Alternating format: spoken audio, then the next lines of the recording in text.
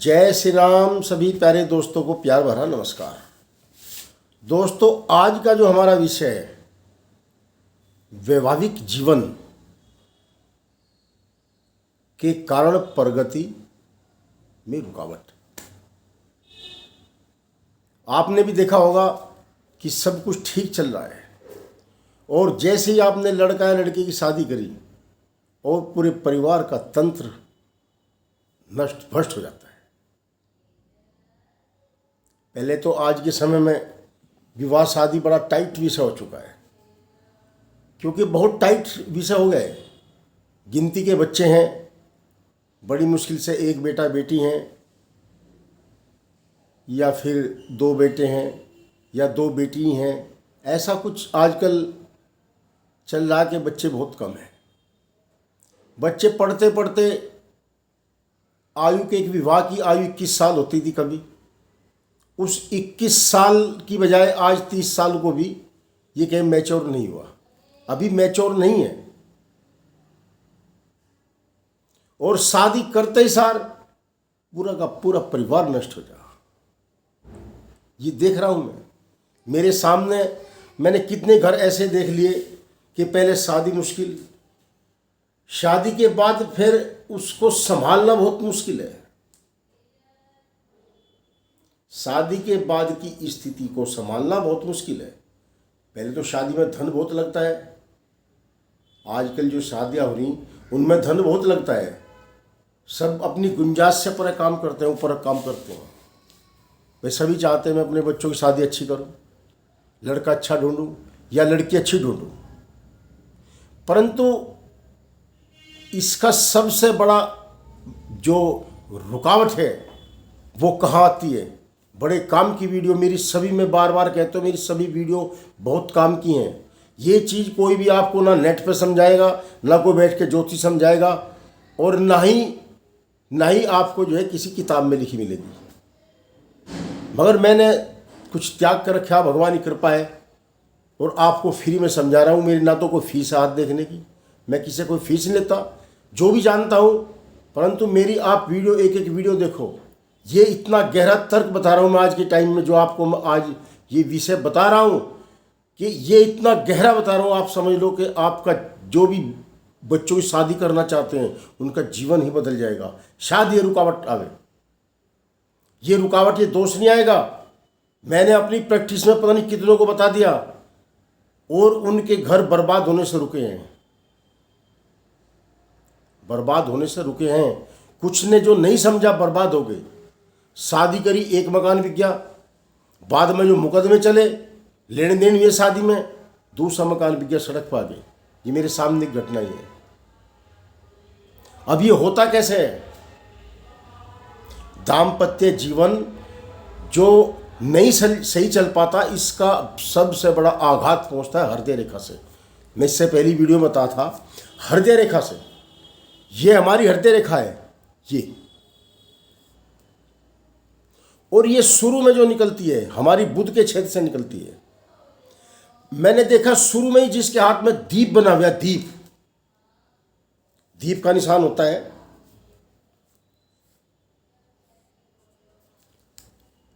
ये इसको हम दीप का निशान बोलते हैं अपनी हस्त रेखाओं की भाषा में। ये दीप का निशान, ये निशान शुरू में हमारी हृदय रेखा पर बना हुआ है। यहां पर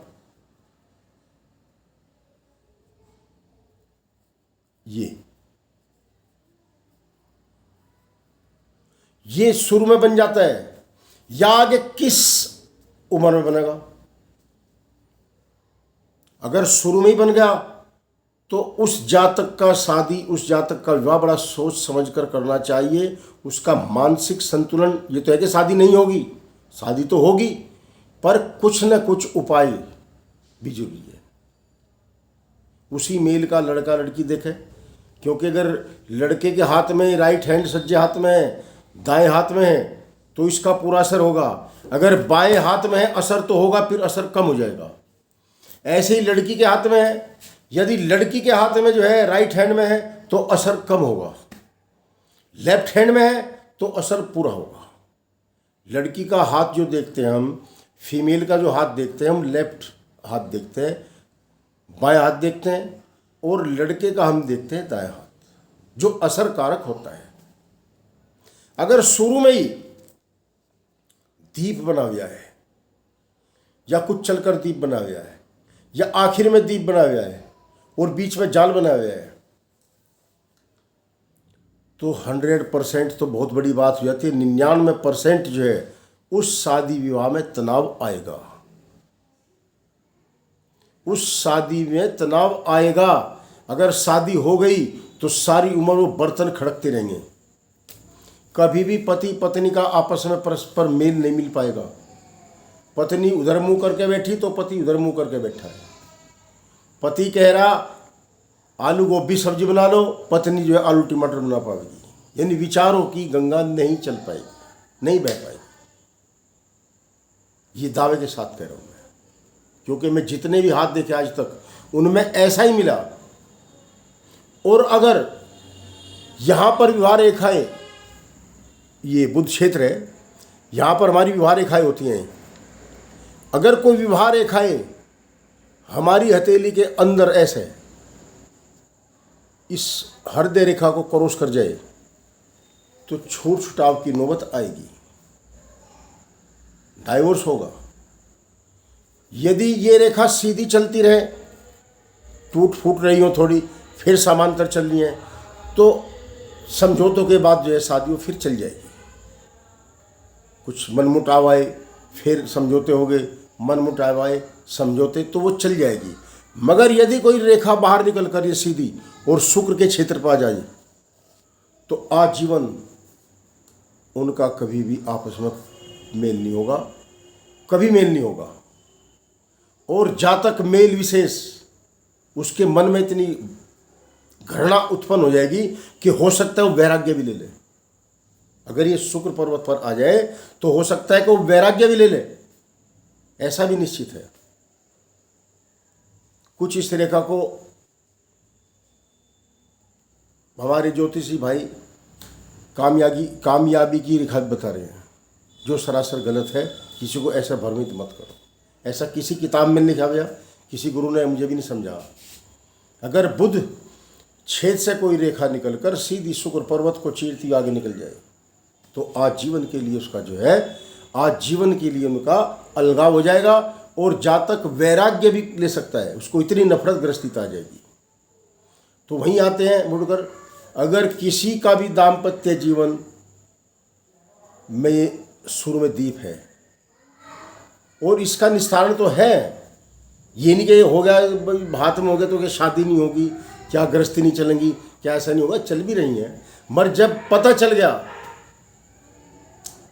जान मान पग देत खगेसा, जान मान पग देत खगेसा, रहे न विवेक बुद्धि लवलेसा।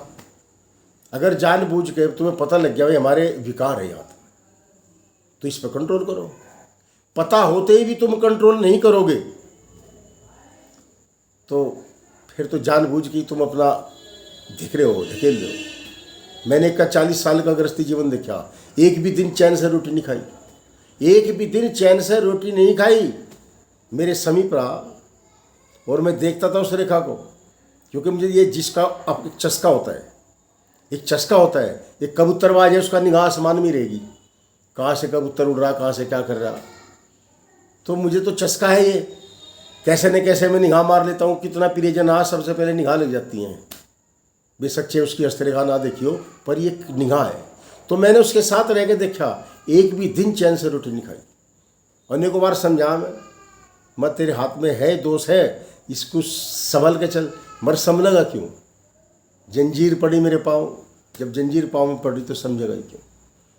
तो कहने का मतलब लंबी मेरी वीडियो हो जाती हैं, मजबूरी है आपको समझाने के लिए। मेरा कोई रिस्क नहीं है भाई, मेरा कोई स्वाद नहीं आ रहा, मुझे इतने सब्सक्राइब नहीं मिल रहे, अब मुझे यूट्यूब से पैसा मिल रहा। कभी किसी को दिमाग में बात हो पैसा मिल रहा, मुझे कोई पैसा नहीं मिल रहा, अपनी मजदूरी करता हूँ, रोटी खाता हूँ भाई। बस आप लोगों के लिए टाइम दे रहा मैं। सुबह एक वीडियो बनाने के लिए मुझे 1 घंटा लग जाए, सोचना पड़े क्या बोलना है, सोचना भी तो पड़ता है क्या बोलना है। कोई मुझे गाली ना दे, बकवास कर रहा है बैठ के। और आपके ही काम की बात है, आपको ही समझा रहा हूँ मैं। मेरी वीडियो पसंद आए तो थोड़ा मुझे वाहवाही, थोड़े तालियां का भुक्का होता है इंसान। अच्छा तो बोली दो, बुरा कोई मत बोले, मेरी प्रार्थना है। बस ये कहते हैं भाई केसरी मत बनाए, मत बनाऊंगा, कोई बात नहीं है। जय श्री राम। बड़ा अच्छा चैप्टर है आज का, और ध्यान दें ये सब बहुत काम आने वाली बात है। मेरा दिल करता आपसे बात करता रहूँ, क्योंकि मुझे पता है कि इसका जीवन खराब ना हो। एक अरमान होते हैं बाप के, जो मैं भी बाप हूँ, उसका अरमान होता है मैं शादी कर रहा बच्चे की, और उसका खेल खराब हो जाए, बड़ा दुख होता है। पर ये देन तो परमात्मा की, सब परमात्मा की देन है, क्या करें। पहले ही उसको जकड़ रखा है रेखा में। मैंने देखा कोर्ट कचहरियों में बड़ी दुर्गति होती है। हमारी जवान बहन बेटियां कोर्ट कचहरी में धक्के खा रही हैं, वकील पैसे ले रहे हैं, पुलिस पैसे ले रही है, दुर्गति हो रही है बहुत ज़्यादा। और ये बहुत बहुत आज के टाइम में इतना विकार खराब हो चुका है कि पूछो मत। हर तीसरी शादी में कुछ ना कुछ खटपट तो होती है जरूर, बाद में चाहे बेशक सही चले, पर शुरू में कुछ ना कुछ बर्तन खटक जाते हैं। तो सभी से निवेदन है, इस रेखा पे ध्यान दें और भगवान शिव का नाम लें, और इसको सुलझा के, इसको दिखवा के, अगर चलो शादी तो होगी, शादी से पहले नहीं पता लगता, हम भी रिस्क लेते हैं खुद, क्या करें, शादी हमने भी करनी है बच्चों की, तो क्या हम रेखाएं देखेंगे। मगर बाद में अगर पता लग गया, उसका उपाय कर लें। उपाय सब चीज़ के हैं, उपाय सब चीज़ के हैं, उपाय कर ले, दाम्पत्य जीवन फिर से सुचारू रूप से अच्छा चलेगा। जय श्री राम। बड़ा आनंद आता है आपसे बात करके। जय श्री राम। जय